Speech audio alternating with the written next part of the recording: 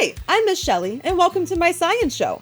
In our episode on the Earth, Sun, and patterns, one pattern that we focused on were the moon phases. Well, today we're going to use Oreos to represent each phase of the moon.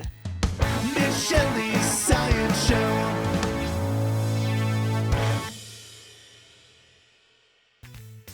For this activity, all you're going to need are 8 Oreos. The first thing I'm going to do is take out my 8 Oreos. Next, I'm going to carefully open up each Oreo, exposing the cream inside.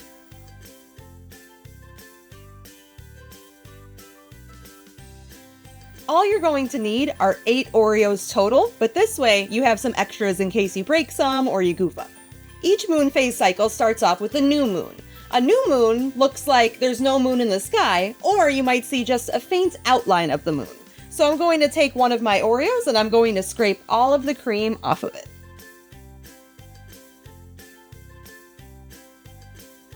There you go. I think I got just about all of it off that I could. The next phase is a waxing crescent. That's when you see just a little sliver of the moon starting to appear after the new moon. So I'm going to take one of my Oreos and I'm going to eat off all of the cream except a little sliver of it. After the waxing crescent, the next phase is the first quarter moon, or we also call this a half moon. So I'm going to take one of my Oreos and eat half of the cream off of it. After the first quarter moon comes the waxing gibbous. That's when you almost have a whole full moon, but there's still just a little sliver missing.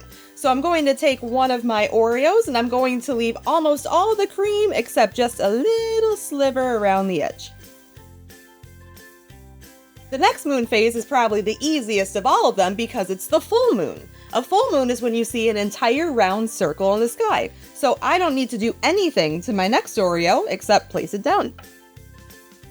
Now that we've reached the full moon, we're just going to do the same things in reverse. The moon is going to go from being an entire circle in the sky, and now it's going to get a little smaller each time until we're back to a new moon. After the full moon, we're going to have now a waning gibbous. A waning gibbous means that it's just getting a little bit smaller, so we're seeing almost that full moon with just a little sliver taken out. After the waning gibbous, then we're going to have the second quarter. The second quarter is another half moon, except it's going to be the reverse of our first half moon. And then as we approach another new moon, we're going to have a waning crescent. So almost the entire Oreo is going to be dark except for a little sliver of cream.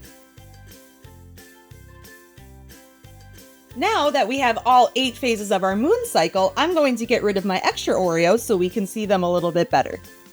So as you can see, we start with a new moon and it gets a little bit bigger each time until we reach a full moon, and then it starts getting a little bit smaller each time until we're back to a new moon. This takes about 1 month or 30-ish days.